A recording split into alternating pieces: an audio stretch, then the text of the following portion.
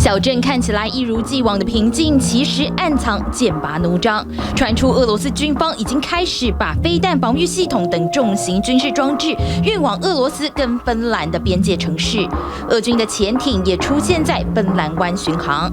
Finland is not facing an immediate military threat, but we must look to the future as well.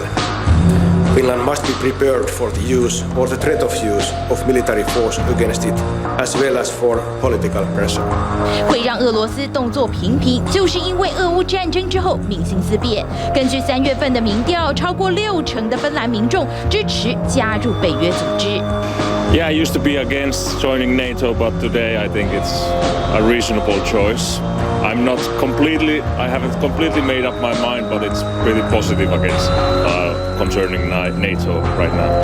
现在进一步传出，芬兰和瑞典可能会在6月北约马德里峰会提出申请加入北约。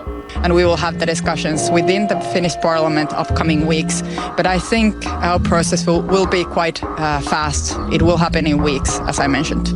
由于芬兰东部跟俄罗斯之间的边界长达1340多公里，如今跟北约越走越近，格外引发俄罗斯的忌惮。There are serious implications of Finland especially joining NATO. I mean, this means that the total land border between NATO territory and Russia would more than double. Right now, it's around 754 miles. If Finland joins, it will be nearly 1,600 miles. 北约上个月在挪威举行的2022酷寒演习，出动27个国家，将近3万军力展开演练。芬兰、瑞典就已经参与了这次的军演。We're here primarily to get better in the Arctic conditions, high mountain conditions, cold weather conditions. Because if we can't do that, then we can't. We're not as effective as we could be in alliance with our NATO partners.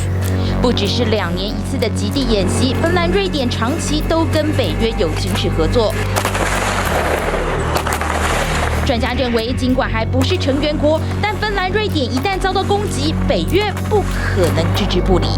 If Sweden or Finland came under attack by Russia, I do think that the alliance would be ready to respond, even though those two countries are not yet members.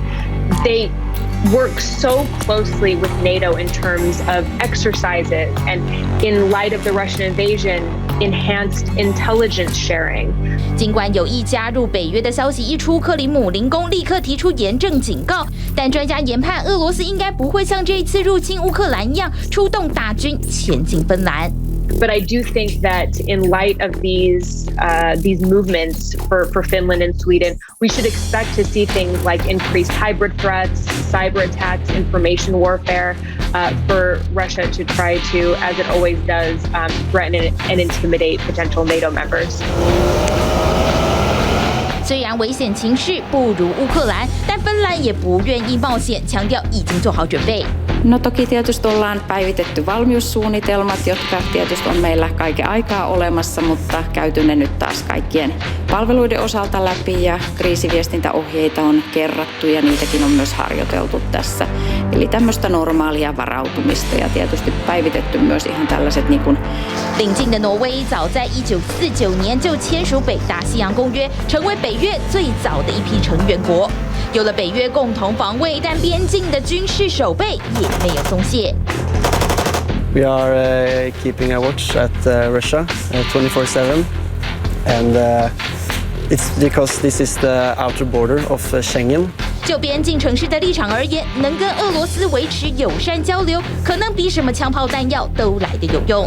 I am not a person who is trying for more tanks and cannons and weapons along the border, but I have full respect and I respect our Norwegian government, how they are considering what is needed for the military. But of course, low tension is the best.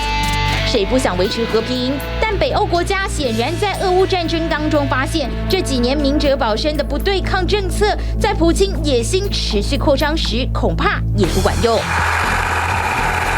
芬兰、瑞典为了自保，积极加强跟北约的军事合作，释出强烈讯号，要让俄罗斯不敢越雷池一步。TVBS 新闻综合报道。